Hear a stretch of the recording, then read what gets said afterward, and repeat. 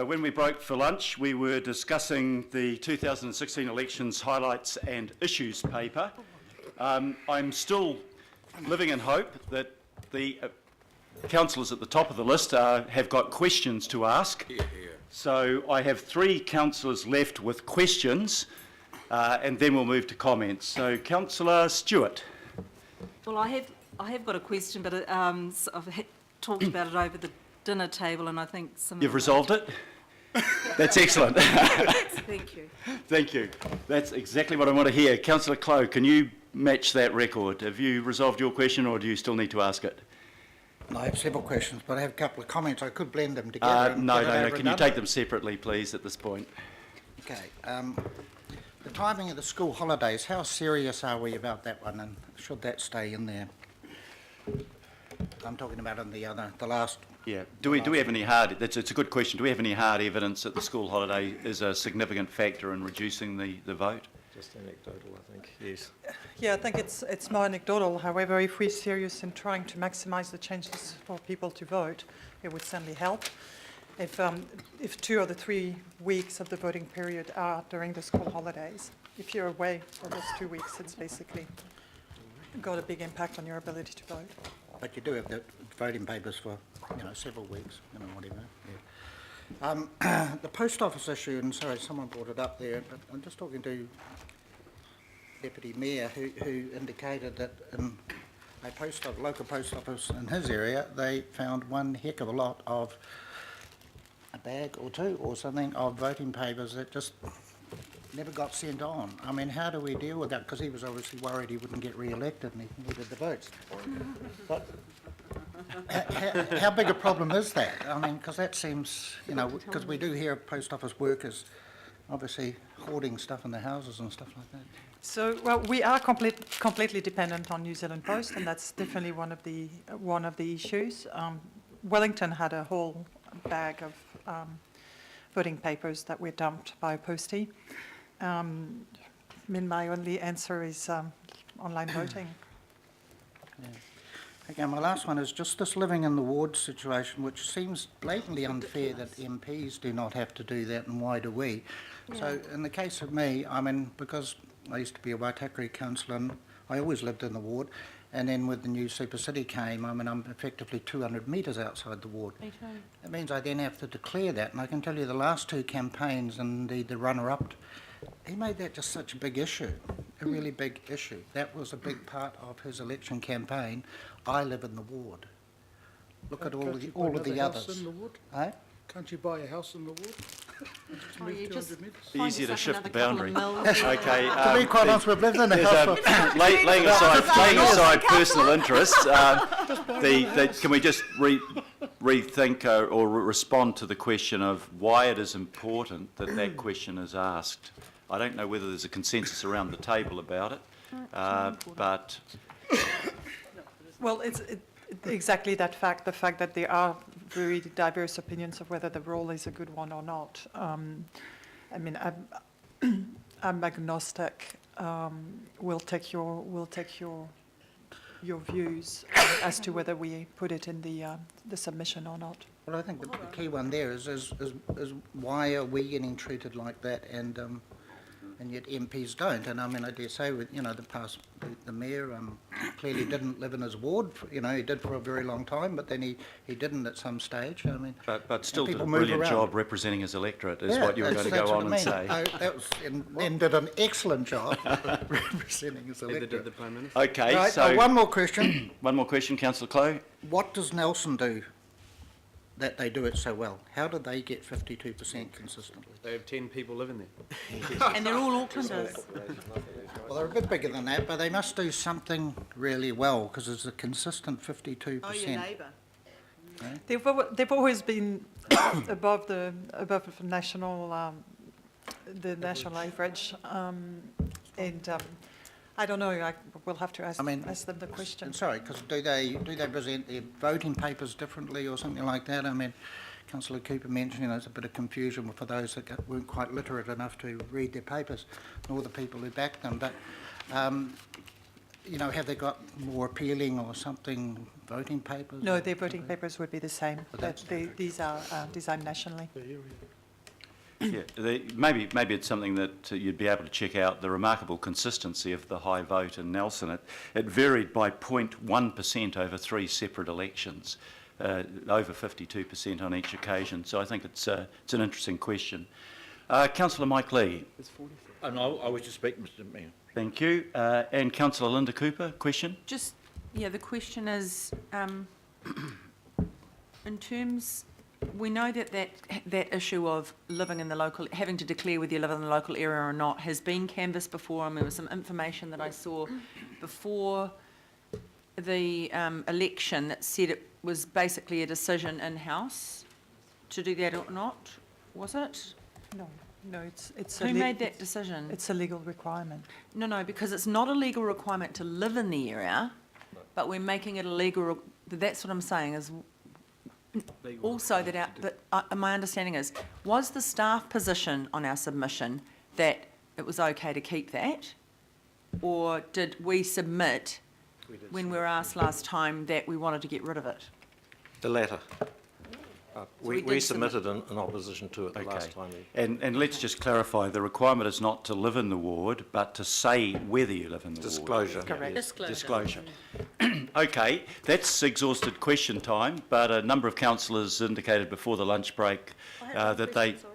Oh, sorry, you've got another question, Councillor Simpson? It was just process, though. I'm listening. If you didn't agree with all the things to be added or not added in the submission that we're sending out to local boards for feedback, what's the process? I mean, because when it comes to the local thing, I think, you know, the whole purpose of local boards was, you know, local people and local communities. But it obviously hasn't affected anybody who doesn't live, because they're all here. But so I'm just a bit concerned what will happen if I personally think that it's fine. We've got a different act, and local boards is the whole idea. So you either should say not for the ward councillor, but I think it would be wrong not to let local board members not live locally. It's just my personal view. So how do I go about supporting you for everything except for that point? I think what we're doing in the recommendations we've got before you is to refer To this local boards, report yeah. and these subjects to the local boards. And I think what officials will find is there won't necessarily be unanimity of opinion either around this table or between different people on different boards or within boards. So it's a fine judgment point for officials, and this is why we've got the political reference group, as to, you know, if we're going to make a submission, officials need to know that there is pretty clear and distinct majority support for that submission. Otherwise, the submission really doesn't carry a lot of weight. Now, precisely how you make that assessment, you might like to comment. Because I wouldn't want to ruin the whole submission for just one aspect. You know, I wouldn't want to go against the whole thing. No, and I think the way the submission can be presented is just by being totally upfront about it and saying there is not unanimity around these points, but majority feeling suggests that. You'd have that sort of qualification. But Marguerite, do you want to comment on that? No, I think it'll be a matter of seeing what comments we get from the local boards and what the positions are. If it ends up being very divided or very controversial, I think we say nothing. We may sort of exclude it. So we'll just have to make a judgment call depending on what we get. Okay, we're now moving to the commentary phase. I have two people down to speak, but no doubt there'll be others. Councillor Mike Lee. Thank you, Mr Mayor. Again, thank you for the interesting report.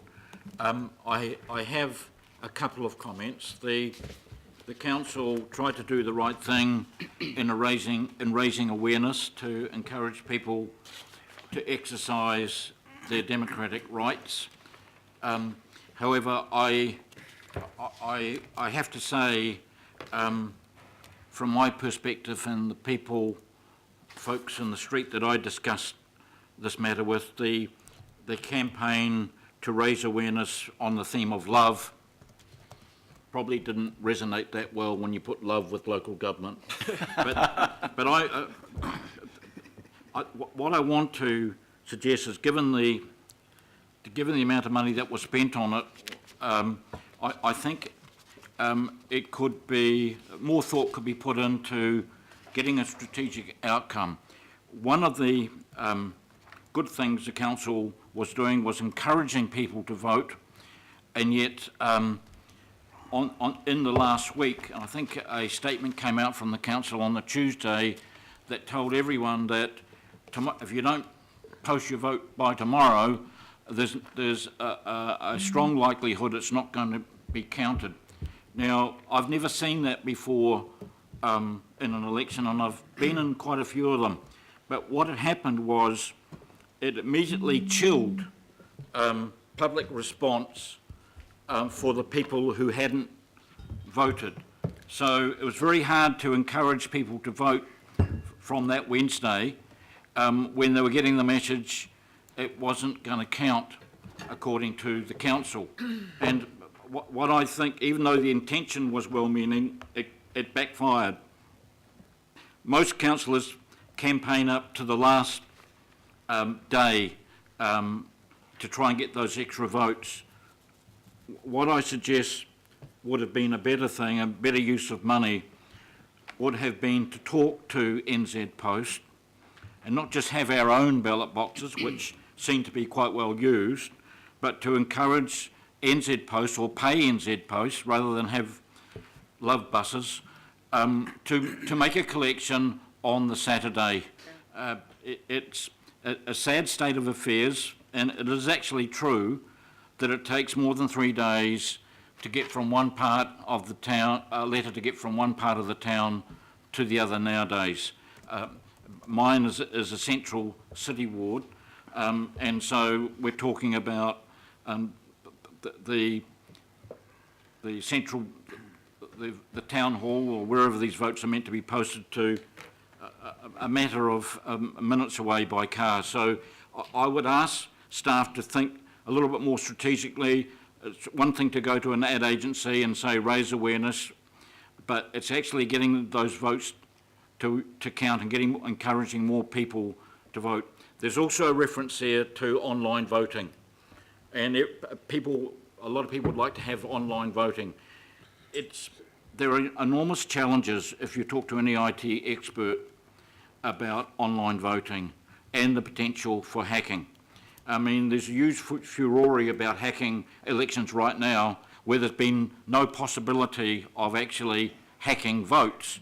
But having online voting could actually, unless you spend a lot of money and invent new software for security, it's going to be difficult. But we have postal voting, and we have social media, we have email, we have text, everyone uses it. And it would seem to me to reinforce old-fashioned snail mail voting by backing that up with email messages to registered voters who have received, who have checked off as receiving their voting papers, to respectfully, politely remind them to fill them out and post them, and that would go on until the ballot is received by the returning officer. That's just one idea to boost the present system, and probably a better way of spending money than PR campaigns. Thank you. Thank you, Councillor. Councillor Clow. There is one highlight that's missing in this excellent report. There was only one councillor that had a majority less than 2,000. That was me, and I had a majority of 51, and I'd like to say Show Your Love really worked, because it moved to 3,500, so thank you. I just want to make a comment myself before I take other calls. And while we say in the executive summary of this report that the elections were successful, they were in some clearly identifiable ways, that they were run efficiently and they were run within budget. But I think we're being a little optimistic about some of the claims that we make there. The successful marketing campaign, for example, based on the Show Your Love brand. I think all of us can tell anecdotal stories about that, and I'm going to resist that temptation. But I read in the report that the engagement program included making presentations to community groups, 80 events and attendance at the presentations was approximately 800. Well, mathematics says that's 10 per event. Now, what I'd ask you to do next time is to think laterally. I and my colleagues from the South Auckland will attest to this. You can be invited to a church in the Pacifica community and there'll be one crowd that could be 800 there, or an event in the Indian community where there'll be that turnout. And I wonder, instead of, you know, an event where you're dealing with 10 voters across an electorate of 1.5 million, whether we don't think differently about the way that we do that. If we know the turnout, for example, is low in Otara or Mangere, why wouldn't you go along to the church service? I can't do it as a candidate because it would be regarded as improper influence,